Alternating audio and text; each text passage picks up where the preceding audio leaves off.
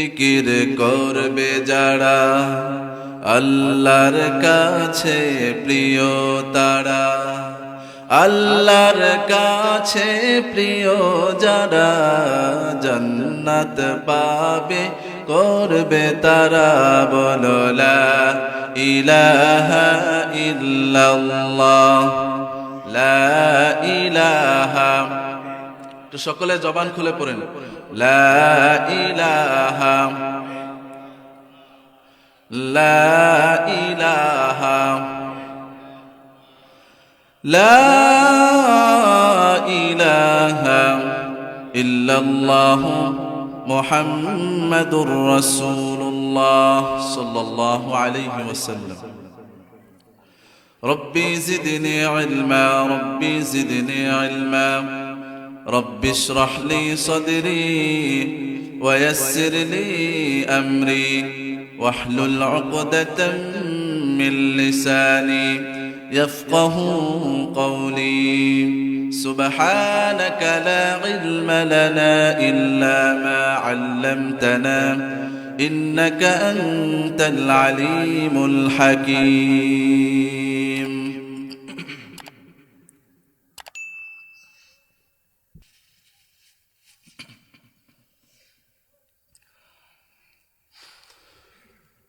আলহামদুলিল্লাহ, বাংলাদেশের ঐতিহ্যবাহী কুমিল্লা জেলার বড়িচং থানার জামতলা দক্ষিণপাড়া কেন্দ্রীয় ঈদগাহ জামে মসজিদের উদ্যোগে আজকে চতুর্থ বার্ষিক ওয়াজ ও দোয়ার মাহফিলের সম্মানিত প্রধান অতিথি কুমিল্লা ৫ বড়িচং ব্রাহ্মণপাড়া মাননীয় সংসদ সদস্য, আমাদের গণমানুষের হৃদয়ের নেতা, আমাদের শ্রদ্ধাভাজন জনাব অ্যাডভোকেট আবুল হাশেম খান এমপি সাহেব, আল্লাহ তাআলা আজকে আমাদের প্রধান অতিথি জনাব অ্যাডভোকেট আবুল হাশেম খান এমপি সাহেবকে আল্লাহ তাআলা সুস্থতার সাথে তার হায়াতের মধ্যে বরকত দান করেন। সবাই পড়ি আমিন। আজকের মাহফিলের বিশেষ অতিথি বিশিষ্ট সমাজ সেবক ও শিক্ষানুরাগী বড়িচং ৪ নং ১৬ নং ইউনিয়ন পরিষদের সম্মানিত সুযোগ্য চেয়ারম্যান জনাব হাজী মোহাম্মদ বিল্লাল হোসেন, আল্লাহ তাআলা মুহতারাম আমাদের শ্রদ্ধাভাজন চেয়ারম্যান সাহেব তার হায়াতের মধ্যে আল্লাহ তাআলা তয়্যিবা দান করেন। সবে পড়ে আমিন।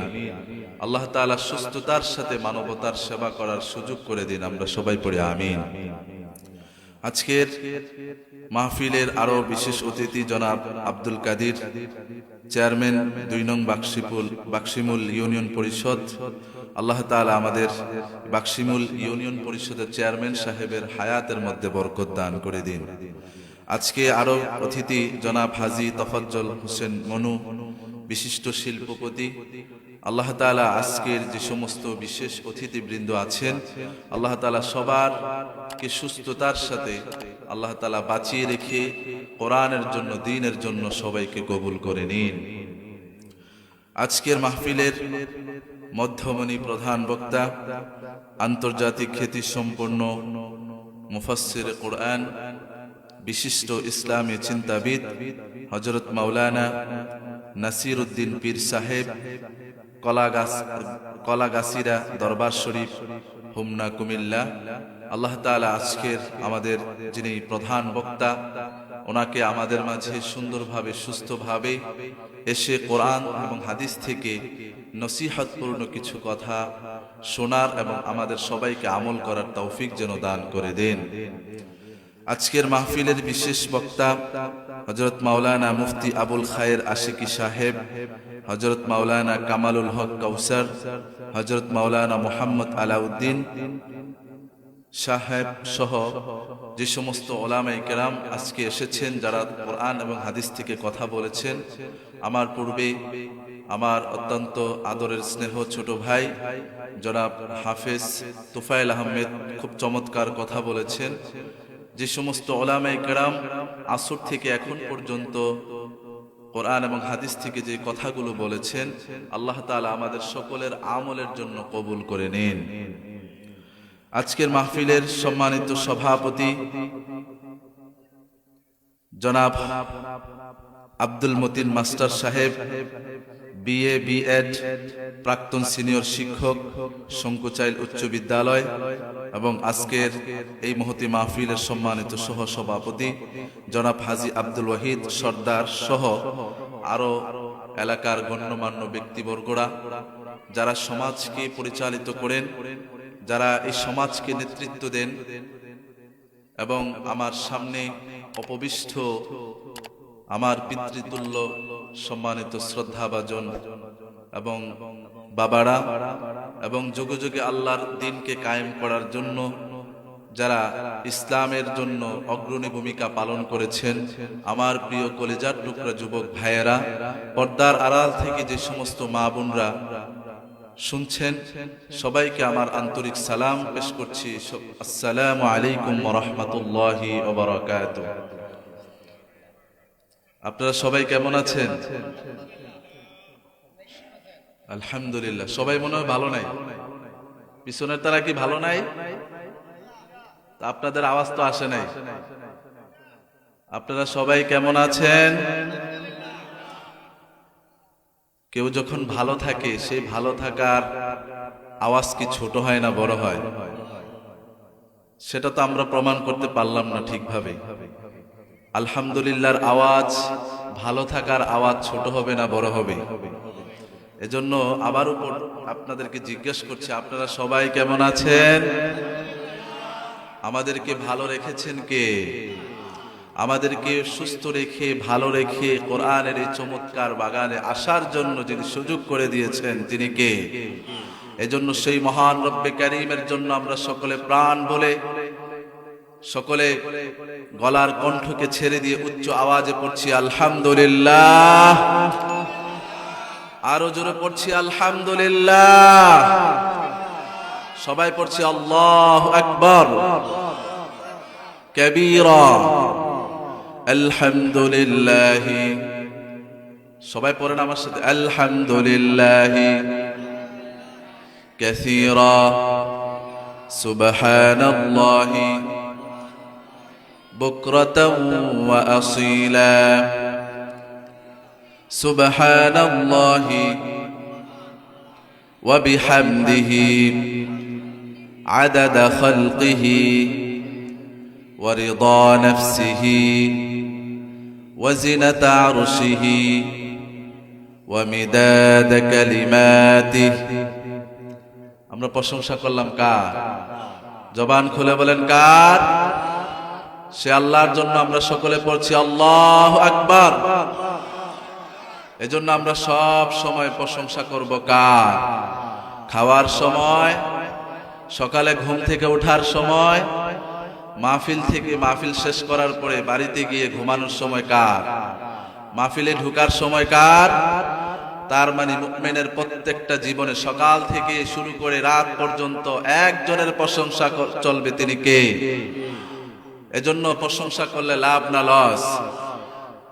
আমার ভাইয়েরা, দুনিয়ার কোনো মানুষের যদি আপনি প্রশংসা করেন, সেই প্রশংসার দ্বারা আপনি যার প্রশংসা করবেন তিনি উপকৃত হন। আপনি যার জন্য প্রশংসা করছেন তিনি আপনার কাছ থেকে ফায়দা নিচ্ছেন, তার উপকার হচ্ছে, কিন্তু আপনার কোনো উপকার হচ্ছে না। কিন্তু আমরা যদি এমন এক মহান মনিবকে যদি আমরা প্রশংসা করি, আমরা যদি এমন মহান রব্বে কারীমের প্রশংসা যদি করি, তাহলে সেই মহান রব্বে কারীম তিনি নিজেও সন্তুষ্ট হন, খুশি হয়ে যান, এবং আমাদের প্রতি তিনি সন্তুষ্ট হয়ে যান। সুবহানাল্লাহ। এজন্য আমরা সব সময় প্রশংসা করব কার? প্রশংসা করলে নিয়ামত যিনি বাড়িয়ে দেন তিনি কে? আল্লাহ রাব্বুল আলামিন বলছেন, ও আমার বান্দারা, তোকে আমি দুনিয়াতে কত নিয়ামত দিয়েছি, এই নিয়ামত যদি তোমরা গুনে গুনে শেষ করতে চাও কখনো শেষ করতে পারবে কি বলেন? আল্লাহর যে নিয়ামত আমাদেরকে দিয়েছেন, এই নিয়ামতের শুকরিয়া আদায় করে কি আমরা শেষ করতে পারবো? সুবহানাল্লাহ। আল্লাহ তাআলা আমাদেরকে কত সুন্দর করে সৃষ্টি করেছেন। আল্লাহ তাআলা কোরআনুল কারীমের মধ্যে বলছেন, লাকাদ খালাকনাল ইনসানা ফি আহসানি তাকওয়িম, আমি অবশ্যই মানুষদেরকে অত্যন্ত সুন্দর করে সৃষ্টি করেছি। সুবহানাল্লাহ। পৃথিবীর কোন মানুষ কি মানুষের মতো এত সুন্দর আকৃতির কোন বস্তু কি কেউ তৈরি করতে পারবে? পারবে না। আল্লাহ তাআলা আমাদেরকে সুস্থ রেখেছেন। এই সুস্থতার নিয়ামত আমরা তো কখনো শুকরিয়া আদায় করে শেষ করতে। রব্বুল আলামিন বলছেন, ও দুনিয়ার বান্দা, দুনিয়াতে আমি তোমাদেরকে কত নিয়ামত দিয়েছি, ওই নিয়ামত যদি তোমরা শুকরিয়া আদায় করো, ওই নিয়ামতের শুকরিয়া যদি আদায় করো, আমি রব্বুল আলামিন তোমাদের নিয়ামতকে বহুগুণে বৃদ্ধি করে দিব। সুবহানাল্লাহ। রব্বুল আলামিন বলছেন, লাইন শাকারতুম লাযীদান্নাকুম ওয়া লাইন কাফারতুম ইন্না আযাবি লাশাদীদ। ও আমার বান্দারা, আমি তোমাদেরকে কত কত নিয়ামত দিয়েছি, ওই নিয়ামতের শুকরিয়া তোমরা আদায় করো। যদি তোমরা আমার এই নিয়ামতের শুকরিয়া আদায় করো, আমি রব্বুল আলামিন তোমাদের নিয়ামতকে আরো বহুগুণে বৃদ্ধি করে দিব। সুবহানাল্লাহ বলেন। ওয়ালা ইন কাফারতুম ইন্না আযাবি লাশাদীদ। ও আমার বান্দারা, ও আমার নাফরমান বান্দারা, যারা আমার এত নিয়ামত পাওয়ার পরেও তোমরা আমার শুকরিয়া আদায় করো না, আমার দরবারে সেজদা দাও না, আমি রব্বুল আলামিন তোমাদের জন্য কঠিন শাস্তির ব্যবস্থা করে রেখেছি। সুবহানাল্লাহ। তাহলে নিয়ামতের শুকরিয়া আদায় করলে যিনি নিয়ামত বাড়িয়ে দেন তিনি কে? জোরে বলেন, তিনি কে? এজন্য আমরা সব সময় নিয়ামতের শুকরিয়া আদায় করব কার?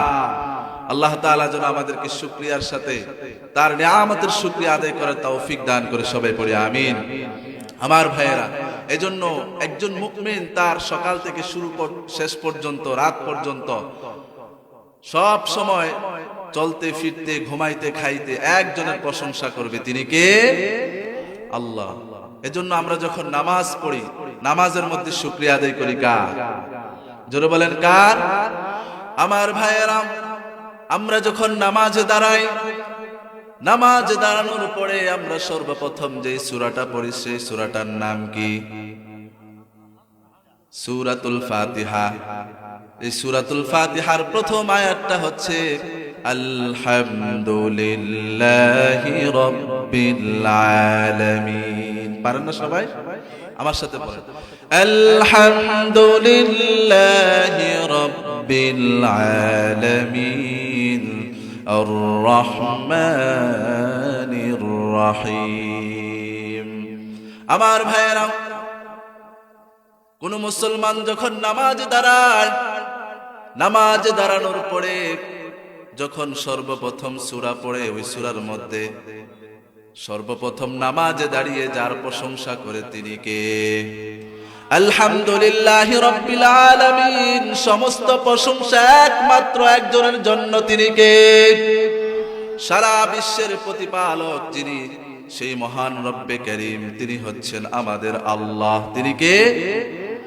এজন্য এরপরে আমরা যখন রুকু থেকে, ইমাম সাহেব যখন রুকু থেকে সামিয়া আল্লাহু লিমান হামিদা বলে, তখন আমরা পিছন থেকে মুক্তাদিরা প্রশংসা করি, রব্বানা লাকাল হামদ।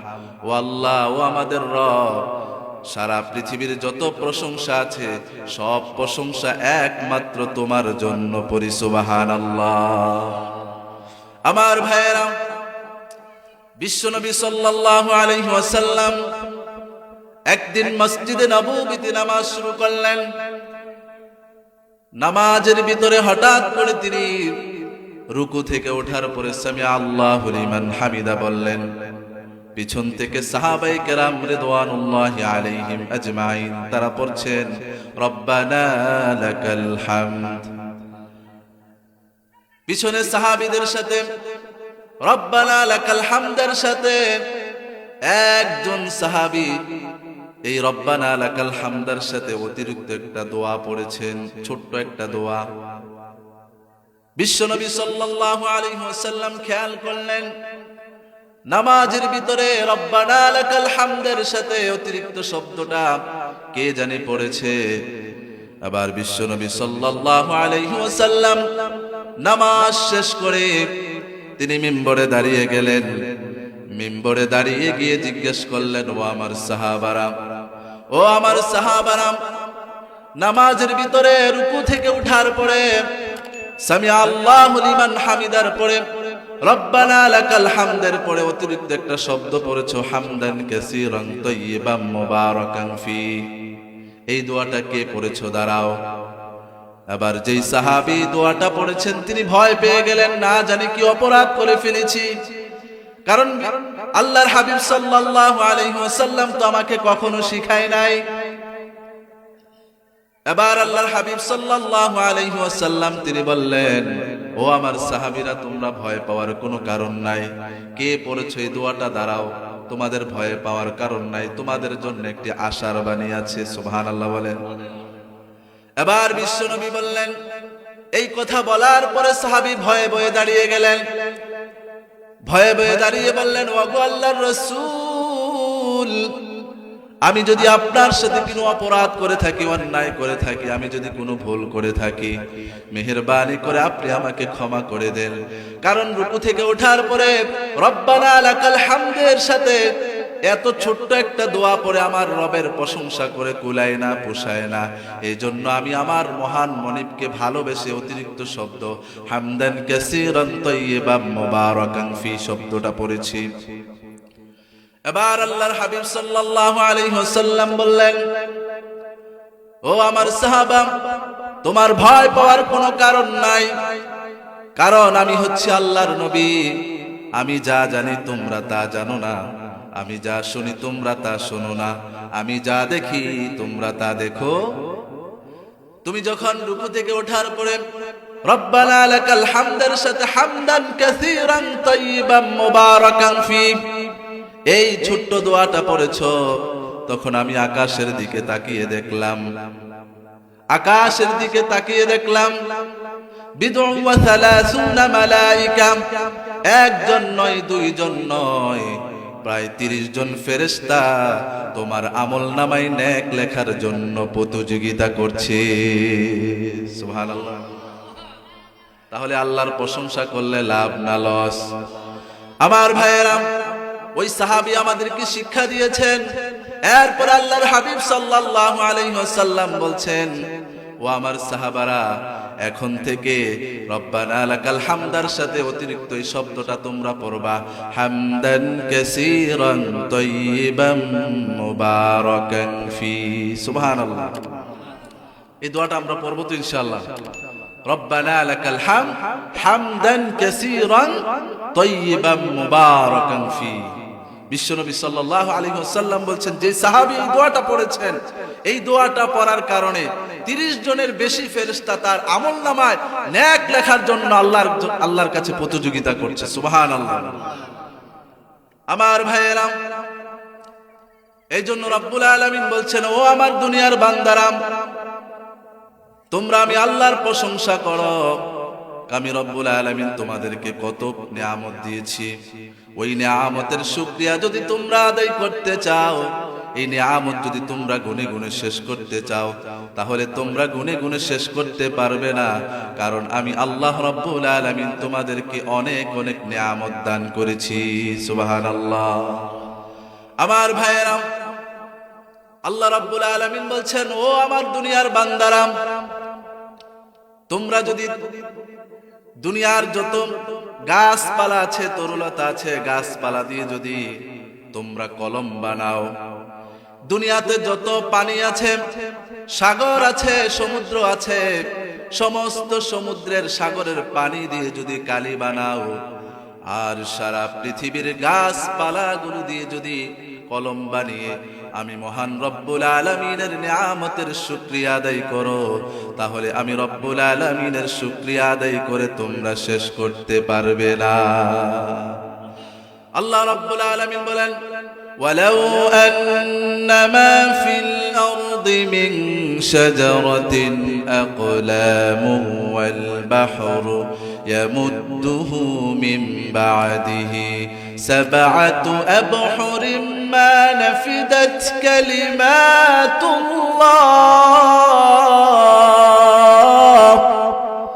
আল্লাহ রাব্বুল আলামিন বলছেন, ও আমার দুনিয়ার বান্দারা, দুনিয়ার সমস্ত সাগরের সমুদ্রের পানিগুলো দিয়ে যদি কালি বানিয়ে যদি আমি রব্বুল আলামিনের শুকরিয়া আদায় করো, আমি রব্বুল আলামিনের কালাম লেখা যদি শুরু করো, তাহলে তোমরা আমি রব্বুল আলামিনের শুকরিয়া আদায় করে শেষ করতে পারবে না। কারণ আমি রব্বুল আলামিন তোমাদেরকে অসংখ্য নিয়ামত দিয়েছি। ওয়া ইন তাউদ্দু নি'মাতাল্লাহি লা তুহসুহা, তোমরা যদি আমি রব্বুল আলামিনের নিয়ামত যদি গুনতে শুরু করো, লা তুহসুহা, তোমরা কখনো শেষ করতে পারবে। এজন্য আমরা যারা আছি এখানে, যাদের কানে আওয়াজ যাচ্ছে, আমাদের সব সময় মহান রব্বুল আলামিন আমাদেরকে যে অবস্থায় রাখুক না কেন, সুখে থাকি এবং দুঃখে থাকি, সর্ব অবস্থায় যার প্রশংসা করতে হবে তিনি কে? জোরে বলেন, তিনি কে? আল্লাহ রাব্বুল আলামিন যেন আমাদেরকে তার শুকরিয়া আদায় করে, তার প্রশংসা এবং তার কৃতজ্ঞতাকে যেন আমরা দুনিয়াতে চলতে পারি, আল্লাহ তাআলা যেন আমাদেরকে কবুল করুন। আমার ভাইয়েরা, এই পৃথিবীর মধ্যে আল্লাহ সুবহানাহু ওয়া তাআলা আমাদেরকে সৃষ্টি করেছেন। তিনি কি এমনি এমনি আমাদেরকে সৃষ্টি করেছেন? এমনি এমনি দুনিয়াতে পাঠিয়েছেন? খাইলাম দাইলাম ঘুরলাম শুধু এই দুনিয়ার মাঝে, কেউ কি জানে সেই ঘড়িটা লাগবে কয়দিন কাজে? এই দুনিয়াতে আসলাম, খাইলাম ধাইলাম ঘুরলাম শুধু, এই জন্য আল্লাহ তাআলা দুনিয়াতে আমাদেরকে পাঠিয়েছেন। সবাই একটু কথা বলেন, এই জন্য পাঠিয়েছেন। আল্লাহ রাব্বুল আলামিন কুরআনুল কারীমের 51 নম্বর সূরা সূরাতুয যারিয়াতের 56 নম্বর আয়াতের মধ্যে আল্লাহ তাআলা বলছেন, ও আমার দুনিয়ার বান্দারা, তোমাদেরকে আমি দুনিয়াতে কেন পাঠিয়েছি শোনো। আল্লাহ রাব্বুল আলামিন বলছেন, ওয়া মা খালাকতুল জিন্না ওয়াল ইনসা ইল্লা লিয়াবুদুন। রব্বুল আলামিন বলেন, আমি মানুষ এবং জিনকে একমাত্র সৃষ্টি করেছি, একমাত্র আমি রব্বুল আলামিনের ইবাদত করার জন্য। কার ইবাদত করার জন্য? কার গোলামি করার জন্য আমাদেরকে পাঠিয়েছেন? আল্লাহর গোলামি করার জন্য। আমার প্রিয় ভাইয়েরা, আল্লাহ রব্বুল আলামিনের গোলামি করার জন্য সর্বোৎকৃষ্ট নমুনা, সর্বোৎকৃষ্ট ইবাদতের নাম হচ্ছে যে ইবাদত, সেই ইবাদতের নাম হচ্ছে সালাত, নামাজ। সেই ইবাদতের নাম কি? নামাজ। আজকে আমরা এই নামাজ অনেকে মন চাইলে পড়ছি, কিন্তু মন চাইলে আবার ছেড়ে দিচ্ছি। মন চাইলে সাপ্তাহিক জুমার দিন আমরা মসজিদে গিয়ে সালাত আদায় করছি, আর বাকি সারা সপ্তাহ আমরা মন চাইলে যেভাবে ইচ্ছা সেইভাবে কাটাচ্ছি। এরকম মুসলমান আমাদের সমাজে আছে না নাই? আমার ভাইয়েরা, এই যে নামাজ, এই নামাজ কি আমাদের জন্য নফল নাকি ফরজ? এই ফরজ যিনি করে দিয়েছেন তিনি কে? জোরে বলেন, তিনি কে? আমার ভাইয়েরা, এই সালাত সম্পর্কে, নামাজ সম্পর্কে আমরা আজকে কোরআন এবং হাদিস থেকে কিছু গুরুত্বপূর্ণ কথা শুনবো। এই সালাত আদায় করলে আমাদের কি উপকার হয়, এবং যদি আমরা সালাত আদায় না করি, সালাত আদায় না করলে আমাদের কি শাস্তি হবে, সেই বিষয়ে আমরা আজকে কোরআন এবং হাদিস থেকে শুনবো করি ইনশাআল্লাহ। আল্লাহ তাআলা যেন আমাদেরকে আমল করার তৌফিক যেন দান করে, সবাই পড়ে আমিন। আমার ভাইয়েরা, ইসলামের পরিভাষায় সালাত হচ্ছে রাসূল করিম সাল্লাল্লাহু আলাইহি ওয়াসাল্লামের শেখানো পদ্ধতিতে রুকু সেজদার মাধ্যমে আল্লাহ তাআলার জিকির এবং দোয়া করার নামই হচ্ছে সালাত। অর্থাৎ সালাতের সংজ্ঞা হচ্ছে রাসূল করিম সাল্লাল্লাহু আলাইহি ওয়াসাল্লামের শেখানো নির্ধারিত পদ্ধতি রুকু সেজদার মাধ্যমে আল্লাহ তাআলাকে স্মরণ করার নামই কি? সালাত। আমার ভাইয়েরা, এই সালাত রব্বুল আলামিন আমাদের প্রত্যেক মুমিন নরনারীর জন্য ফরজ করে দিয়েছেন। পড়ি সুবহানাল্লাহ। আমার ভাইয়েরা, এই সালাত আমাদের জন্য ততদিন পর্যন্ত ফরজ যতদিন পর্যন্ত আমি আপনি দুনিয়াতে থাকব, যতদিন পর্যন্ত আপনার আমার হুঁশ থাকবে, ততদিন পর্যন্ত সালাত যিনি আমাদের জন্য ফরজ করে দিয়েছেন তিনি কে? আমার ভাইয়েরা, আল্লাহ রাব্বুল আলামিন কুরআনুল কারীমের মধ্যে বলছেন, ইন্নাস সালাতা কানাত আলাল মুমিনিনা কিতাবাম মাওকুতা। নিশ্চয়ই রব্বুল আলামিন তোমাদের জন্য সালাতকে নির্ধারিত সময়ে তোমাদের জন্য ফরজ করে দিয়েছেন। সুবহানাল্লাহ। আমার ভাইরা, তাহলে এই আয়াত থেকে বোঝা গেল সালাত এটা আমাদের জন্য নফল নয়, এটা আমাদের জন্য ফরজ করে দিয়েছেন যিনি, তিনি কে? আমার ভাইরা, এই সালাত আদায় করলে রব্বুল আলামিন বলছেন, যিনি 5 ওয়াক্ত সালাত ঠিকঠাক মতো সুন্দরভাবে আদায় করবে, আল্লাহ রাব্বুল আলামিন তাকে দুনিয়ার মধ্যে সর্বশ্রেষ্ঠ একজন সফল কাম হিসাবে কবুল করে নেবেন। সুবহানাল্লাহ। আমার ভাইরা, রব্বুল আলামিন বলছেন, قد أفلح من تزكى وذكر اسم ربه فصلى بل تؤثرون الحياة الدنيا। আল্লাহ তাআলা বলছেন, قد أفلح, অবশ্যই সেই সবচাইতে সফল ব্যক্তি, মান তাযাক্কা, যে ব্যক্তি তার আত্মাকে পরিশুদ্ধ করতে পারলো, ওয়া যাকারা ইসমা রাব্বিহি ফাসাল্লা, যিনি তার রবকে প্রতিনিয়ত স্মরণ করলো এবং যিনি সালাত আদায় করলো। সালাত আদায়কারীকে আল্লাহ রাব্বুল আলামিন সফলতা দান করেন। সুবহানাল্লাহ। তাহলে কি আমরা সেই সফলকাম ব্যক্তি হতে চাই কি চাই না? এজন্য আমাদেরকে নামাজ ধরতে হবে নাকি ছাড়তে হবে? আমার যুবক ভাইয়েরা, আপনারা অনেকে মনে করছেন আমি তো এখন যুবক মানুষ, আমি অনেক দিন জীবিত থাকব, আমি বাঁচলে আরো অনেক নামাজ পড়তে পারবো। এরকম যারা চিন্তা ভাবনা করেন, আল্লাহর রাস্তায় চিন্তা আপনি ভুলে যান। কারণ আপনি দেখেন না, আপনার মতো কত যুবক মানুষ সকালবেলা ঘর থেকে বের হয়ে যায়, সন্ধ্যার সময় লাশ হয়ে বাড়িতে ফিরে আসে। এরকম আছে না নাই? জোরে বলেন, আছে না নাই? আমার যুবক ভাইয়েরা, যারা এই চিন্তা লালন করছেন, আমি বড় হলে, আরেকটু বয়স হলে আমি নামাজ ধরবো, এখন আমার নামাজের কি দরকার? আমার যুবক ভাইয়েরা, এই যৌবন বয়সে আপনি যতটুকু সুন্দরভাবে রুকু সেজদা দিয়ে সালাত আদায় করতে পারবেন, আল্লাহ যদি আপনাকে হায়াতে বাঁচিয়েও রাখে, তাহলে আপনি যখন বৃদ্ধ হয়ে যাবেন, এখানে বৃদ্ধ বাবারা বসে আছেন, তারা বসতে পারছেন না, এই সময় যদি আপনি নামাজ ধরেন, ভালোভাবে রুকু সেজদা দিতে চান, তাহলে কি আপনি দিতে পারবেন? জোরে বলেন, পারবেন?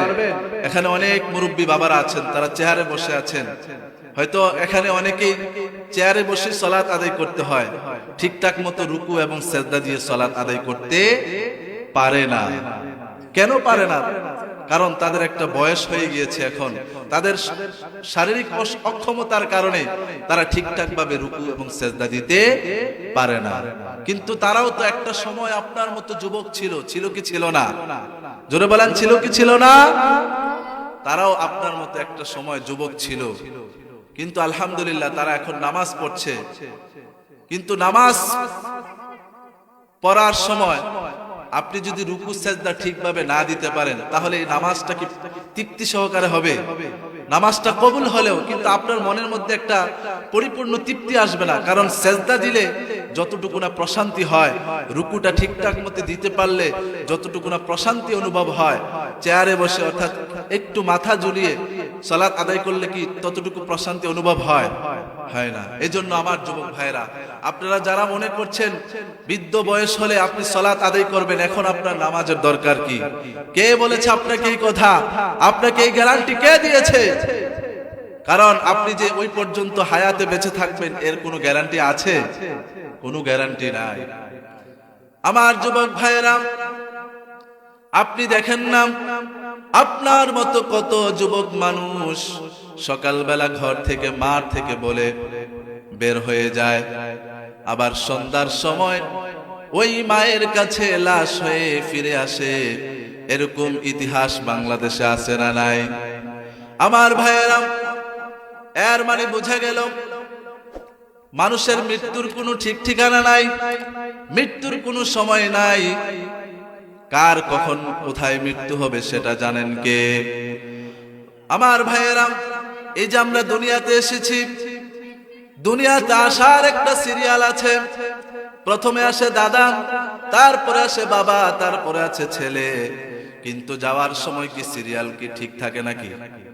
কত মানুষ আছে, কত দাদা আছেন, দাদা নাতির লাশ বহন করে দাফন করে, এরকম আছে না নাই?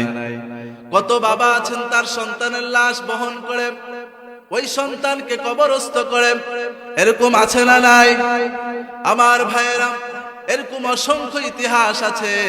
যে সমস্ত যুবক ভাইরা আপনারা মনে করছেন এখন নামাজ পড়ে কি হবে, আল্লাহ না করুক আপনি যে এখান থেকে মাহফিল থেকে উঠে বাড়িতে যাবেন, এর কোনো গ্যারান্টি আছে? কোনো গ্যারান্টি নাই। পৃথিবীর সব কিছু গ্যারান্টি থাকলো, একটা জিনিসের গ্যারান্টি নাই, সেটা হচ্ছে মৃত্যু। কার কখন মৃত্যু হবে সেই গ্যারান্টি এটা দুনিয়ার কোনো মানুষ জানে না। আমার প্রিয় ভাইয়েরা, আল্লাহ সুবহানাহু ওয়া তাআলা বলছেন, ও আমার দুনিয়ার বান্দারা, তোমাদের উপর আমি সালাতকে ফরজ করে দিয়েছি, অর্থাৎ এই সালাতকে আমি তোমাদের জন্য নির্ধারিত সময়ে ফরজ করেছি। সুতরাং যখন যেই সালাত আদায় করা দরকার ওই সময় তোমাদেরকে সালাত আদায় করতে হবে। সুবহানাল্লাহ বলেন। আমার ভাইয়েরা, রাসূল করিম সাল্লাল্লাহু আলাইহি ওয়াসাল্লাম বলছেন, যে ব্যক্তি সালাত আদায় করবে আল্লাহ সুবহানাহু ওয়া তাআলা তাদেরকে জান্নাত দান করবেন। সুবহানাল্লাহ বলেন। তাহলে একটি হাদিসের মধ্যে আসছে, আস-সালাতু মিফতাহুল জান্নাহ, সালাত হচ্ছে জান্নাতের চাবি। সালাত কিসের চাবি? জান্নাতের চাবি। ও আমার যুবক ভাইয়েরা, ও আমার মুরব্বী ভাবারা, আপনি কোন নেশায় এখনো পর্যন্ত পড়ে আছেন? আপনি এখনো সালাত আদায় করতে পারলেন না, অথচ আপনি নিজেকে প্রকৃত ঈমানদার দাবি করেন, আপনি নিজেকে প্রকৃত মুসলমান দাবি করেন, কিন্তু আপনি সালাত আদায় করেন না। আপনি কিসের মুসলমান? আপনি মুসলমান নামের ধোঁকাবাজ, ঠিক কিনা বলেন?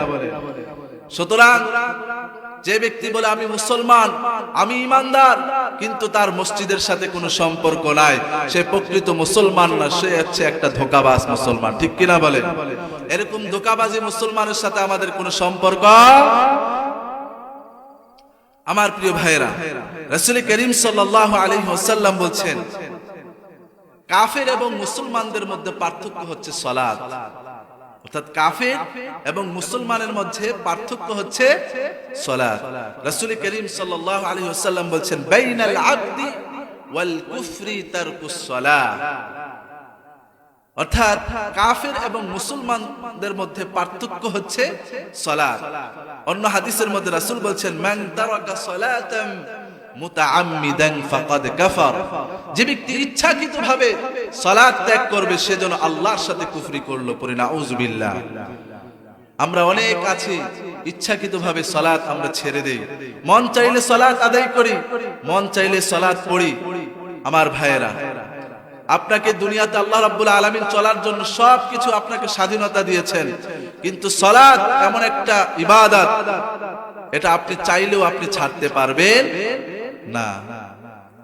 আমার ভাইয়েরা, আল্লাহ রাব্বুল আলামিন আমাদেরকে দুনিয়াতে পাঠিয়েছেন, আবার আমাদেরকে দুনিয়া থেকে চলে যেতে হবে। কারণ কে কখন চলে যেতে হবে কোনো গ্যারান্টি আছে নাকি? আমার ভাইয়েরা, দুনিয়ার সব কিছু চিরস্থায়ী হলেও আমরা যে দুনিয়াতে চিরস্থায়ী থাকবো তার কোনো গ্যারান্টি। পৃথিবীতে কেউ স্থায়ী হয় না, হক না সে ফেরাউন কিবা নমরুদ, কেউ ভবে চিরকাল রয় না, ঠিক কিনা বলেন? আমার ভাইয়েরা, এই দুনিয়াতে নমরুদ ফেরাউন তারা কত ক্ষমতা দেখিয়েছে, তারা নিজেদেরকে কত ক্ষমতাধর মনে করেছে, দুনিয়াতে থাকতে চেয়েছে, কিন্তু কি তারা থাকতে পেরেছে? পেরেছে তারা? এজন্য পৃথিবীতে কেউ স্থায়ী হয় না, হোক না সে ফেরাউন কিবা নমরুদ, কেউ ভবে চিরকাল রয় না, কেউ ভবে চিরকাল রয় না, ঠিক কিনা? এজন্য আমার ভাইয়েরা, এই পৃথিবীর মধ্যে আমরা চিরস্থায়ী থাকবো না। কার কখন আল্লাহর দরবারে আমাদেরকে হাজিরা দিতে হবে, চলে যেতে হবে, এটার কোনো গ্যারান্টি। আমার প্রিয় ভাইয়েরা, এই সালাত আল্লাহ রাব্বুল আলামিন আমাদের জন্য ফরজ করে দিয়েছেন।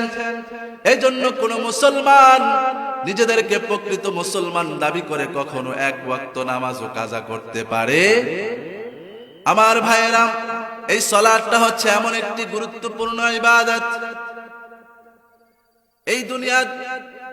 এই দুনিয়ার ইতিহাস যখন একটা সময় শেষ হয়ে যাবে, অর্থাৎ কিয়ামত যখন সংগঠিত হয়ে যাবে, হাসরের ময়দানের যখন বিচার ফয়সালা শুরু হয়ে যাবে, রাসূল করিম সাল্লাল্লাহু আলাইহি ওয়াসাল্লাম বলছেন, ইন্না আউয়ালু মা ইউহাসাবু বিহিল আবদু ইয়াউমাল কিয়ামাহ আস-সালাম। কিয়ামতের ময়দানে মানুষের জন্য সর্বপ্রথম যেই হিসাব নেওয়া হবে, আল্লাহ রাব্বুল আলামিন সেই প্রথম হিসাব, যেই বিষয়ের হিসাব নেবেন, সেই হিসাবের নাম হচ্ছে সালাত। সেই হিসাবের নাম কি? সালাত। অর্থাৎ কাল কিয়ামতের ময়দানে, হাসরের ময়দানে যখন বিচার ফয়সালা শুরু হয়ে যাবে, সর্বপ্রথম যেই বিচার দিয়ে শুরু করবেন সেটা হচ্ছে নামাজের হিসাব। কিসের হিসাব? আমার ভাইয়েরা, রাসূল করিম সাল্লাল্লাহু আলাইহি ওয়াসাল্লাম বলছেন, ফাইন সালুহাত ফাকাদ আফলাহা ওয়া আনজাহা। যে ব্যক্তি নামাজের হিসাবে সঠিকভাবে আল্লাহর কাছে দিতে পারবে, অর্থাৎ দুনিয়াতে 5 ওয়াক্ত সালাত আদায় করেছে, তাহাজ্জুদ সালাত আদায় করেছে, নেক আমল করেছে, নফল সালাত আদায় করেছে, রব্বুল আলামিন বলছেন সে ব্যক্তি ওই দিন আল্লাহর কাছে হিসাব সঠিকভাবে দিতে পারবে। রাসূল বলছেন, ফাইন সালুহাত ফাকাদ আফলাহা ওয়া আনজাহা। যে ব্যক্তি সেদিন সালাতের হিসাবকে সঠিকভাবে আল্লাহ রাব্বুল আলামিনের কাছে উপস্থাপন করতে পারবে, আল্লাহ রাব্বুল আলামিন তাদেরকে সফল করবেন, ওয়া আনজাহা, এবং তাদেরকে সফলতা দান করে দিবেন। সুবহানাল্লাহ। এরপরে রাসূল বলছেন, ওয়া ইন ফাসাদাত ফাকাদ খাবা ওয়া খাসিরা। যে ব্যক্তি ওই নামাজের হিসাবে গন্ডগোল করে ফেলবে, ঠিকঠাক মতো আল্লাহর কাছে সেই সালাতের হিসাব দিতে পারবে না, রাসূল করিম সাল্লাল্লাহু আলাইহি ওয়াসাল্লাম বলেন ফাকাদ খাবা ওয়া খাসিরা, এবং সেই দিন সে সবচাইতে বেশি ক্ষতিগ্রস্ত হবে, অর্থাৎ সে জাহান্নাম তার জন্য ওয়াজিব হয়ে যাবে। নাউজুবিল্লাহ। অর্থাৎ কিয়ামতের ময়দানে সর্বপ্রথম যে হিসাব দেওয়া হবে, সেই হিসাবের নাম হচ্ছে সালাত। আর এই সালাত যার দুনিয়াতে ঠিকঠাক মতো হয়, সেদিন আল্লাহ রাব্বুল আলামিনের কাছে ঠিকঠাক মতো দিতে পারবে। আর যিনি আল্লাহ রাব্বুল আলামিনের কাছে ঠিকঠাক মতো সালাতের হিসাব দিতে পারবেন, তাদেরকে জান্নাত দান করবেন কে? আর যিনি সঠিকভাবে সালাতের হিসাব দিতে পারবেন না, সালাতের মধ্যে গন্ডগোল লাগিয়ে ফেলবেন, রাসূল করিম সাল্লাল্লাহু আলাইহি ওয়াসাল্লাম বলেন সেদিন সে ক্ষতিগ্রস্ত হবে, আল্লাহ রাব্বুল আলামিন তার জন্য জাহান্নামকে অবধারিত করে দিবেন। পড়ি নাউজুবিল্লাহ। আমার ভাইয়েরা, এই নামাজের ব্যাপারে আল্লাহ রাব্বুল আলামিন অসংখ্য হাদিস বর্ণনা করেছেন। যারা দুনিয়াতে সালাত আদায় করে না, সামর্থ্য থাকার পরেও, শক্তি সামর্থ্য থাকার পরেও যারা দুনিয়াতে সালাত আদায় করে না, কাল কিয়ামতের কঠিন সময়ে বিচার ফয়সালা শুরু হওয়ার পরে আল্লাহ রাব্বুল আলামিন এক দলকে জান্নাত দিবেন, আরেক দলকে জাহান্নাম দিবেন। আমার ভাইয়েরা, জাহান্নামের মধ্যে 7টি দরজা রয়েছে। ওই 7টি দরজার মধ্যে একটি দরজার নাম হচ্ছে বাবুস সাকার। ওই জাহান্নামের দরজা দিয়ে একমাত্র ওই সমস্ত লোকেরাই ঢুকতে পারবে, ঢুকবে যারা দুনিয়াতে বেনামাজি ছিল, যারা দুনিয়াতে নামাজ পড়ে নাই, আল্লাহকে চেনে নাই, তারা সেই জাহান্নামের দরজা দিয়ে প্রবেশ করবে। বাবুস সাকার নামক জাহান্নাম দিয়ে তারা সেদিন প্রবেশ করবে। আমার ভাইয়েরা, এই বাবুস সাকার জাহান্নামের দরজা দিয়ে যখন বেনামাজি ব্যক্তি যখন ঢুকতে চাইবেন, ওই জাহান্নামের দরজার সামনে দারোয়ান দাঁড়িয়ে থাকবেন। সেদিন দারোয়ান দাঁড়িয়ে থেকে তাদেরকে প্রশ্ন করবেন, ইয়াতাসাআলুনা আনিল মুজরিমিন মা সালাকাকুম ফি সাকার ক্বালু লাম নাকু মিনাল মুসাল্লিন ওয়া লাম নাকু নুতঈমুল মিসকিন। ওই জাহান্নামী ব্যক্তিরা যখন এই বাবুস সাকার নামক জাহান্নাম দিয়ে প্রবেশ করবেন, বেনামাজি ব্যক্তিরা, তখন ওই জাহান্নামের দারোয়ান তাদেরকে জিজ্ঞেস করবেন, মা সালাকাকুম ফি সাকার, তোমরা এত ভয়ানক জায়গা, এত কঠিন জায়গা, এই কষ্টের জায়গার মধ্যে তোমরা কেন এসেছো? দুনিয়াতে কি কোনো আলেম ওলামা তোমাদেরকে নামাজের কথা বলে নাই? কেন তোমরা এই কঠিন শাস্তির এই কঠিন জায়গার মধ্যে তোমরা এসেছো? তখন এই বেনামাজি তারা উত্তর দিবেন, লাম নাকু মিনাল মুসাল্লিন, দুনিয়াতে থাকা অবস্থায় আমরা নামাজ পড়তাম না, এই জন্য আজকে আল্লাহ তাআলা আমাদেরকে জাহান্নাম আমাদেরকে নির্ধারণ করেছেন। আমার ভাইয়েরা, যারা এখনো নামাজ পড়ি না, আপনারা একটু মনোযোগ দিয়ে শুনেন। যারা এখনো নামাজ পড়ি না, আপনার জন্য বাবুস সাকার নামক জাহান্নাম কিন্তু তৈরি হয়ে আছে।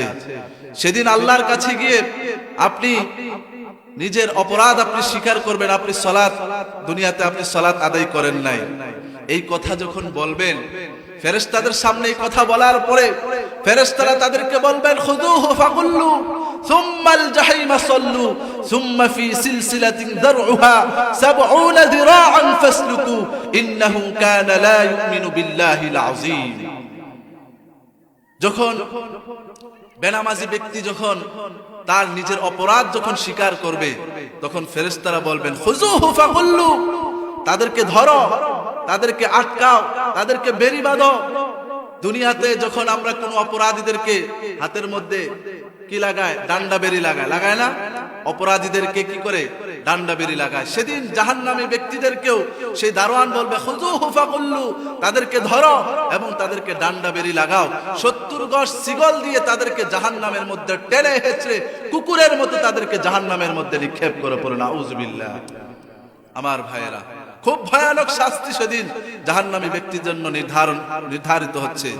আমার প্রিয় ভাইয়েরা, এজন্য আমাদেরকে এই জাহান্নামের শাস্তি থেকে বাঁচতে হলে আমাদেরকে নামাজ পড়তে হবে নাকি ছাড়তে হবে? জোরে বলেন।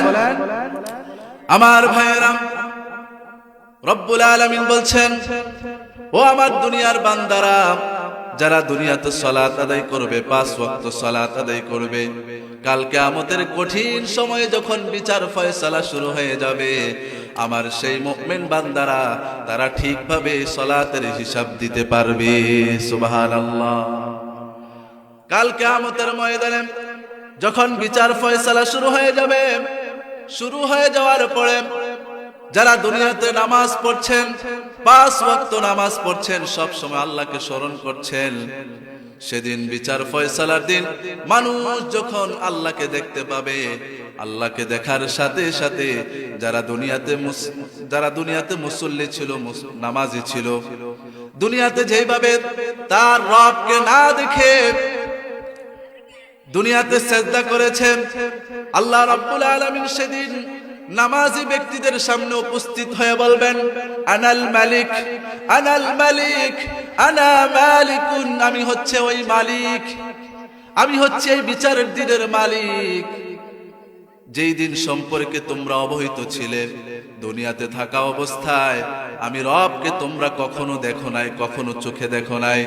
আমি রবকে তোমরা না দেখে বিশ্বাস করে, আমি রবকে বিশ্বাস করে, আমি রবের পায়ের কুদরতি পায়ের মধ্যে তোমরা সেজদায় লুটিয়ে পড়েছ।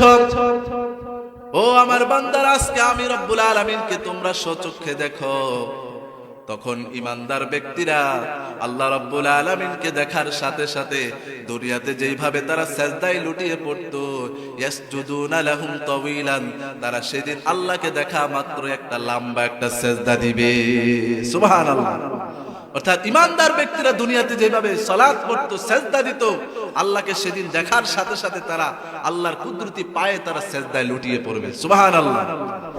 ইয়াসজুদুনা লাহু তাওয়িলান, তারা সেদিন লম্বা একটা সেজদা দিবেন।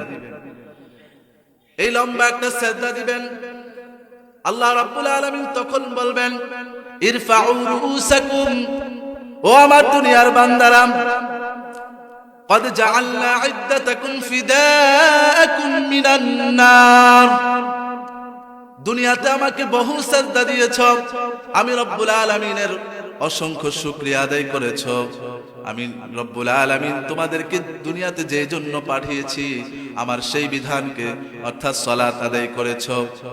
আজকে তোমাদের আর আজকে সাজদা দেওয়ার দরকার নাই। قد جعلنا عدتكم فداءكم من النار ارفعوا رؤوسكم, তোমাদের মাথাগুলো উঠাও। সুবহানাল্লাহ বলেন। সেদিন আল্লাহ রাব্বুল আলামিন ঈমানদার ব্যক্তিকে বলবেন তোমাদের মাথাগুলো উঠাও, আজকে আর আমাকে সিজদা দিতে হবে না। قد جعلنا عدتكم فداءكم من النار, আমি রব্বুল আলামিন তোমাদের জন্য জাহান্নামকে চিরস্থায়ী হারাম করে দিলাম। আমি রব্বুল আলামিন তোমাদেরকে জাহান্নামকে হারাম করে আমি রব্বুল আলামিন তোমাদের জন্য জান্নাত ওয়াজিব করে দিলাম। সুবহানাল্লাহ। অর্থাৎ যারা দুনিয়াতে সিজদায় লুটিয়ে পড়েছে, আল্লাহ রাব্বুল আলামিনের 5 ওয়াক্ত সালাত সঠিকভাবে আদায় করেছে, সেদিনও আল্লাহকে দেখা মাত্রই তারা সিজদা দিবে। আর যারা বেঈমান,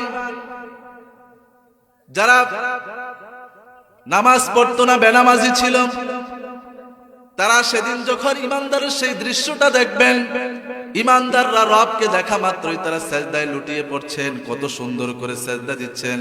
দুনিয়াতে যেভাবে অর্থাৎ কোমর ভেঙে ঠিকভাবে হাঁটু ভেঙে সিজদা দিচ্ছেন, ঠিক সেইভাবে সিজদা দিতে পারছেন। তখন বেঈমানরা, বেনামাজিরা, তারাও আফসোস থাকবে, তারাও যদি সিজদা দিতে পারতো, তখন তারা এই দৃশ্য দেখে তারাও সেদিন সিজদা দিতে চাইবে, কিন্তু তারা সিজদা দিতে পারবে।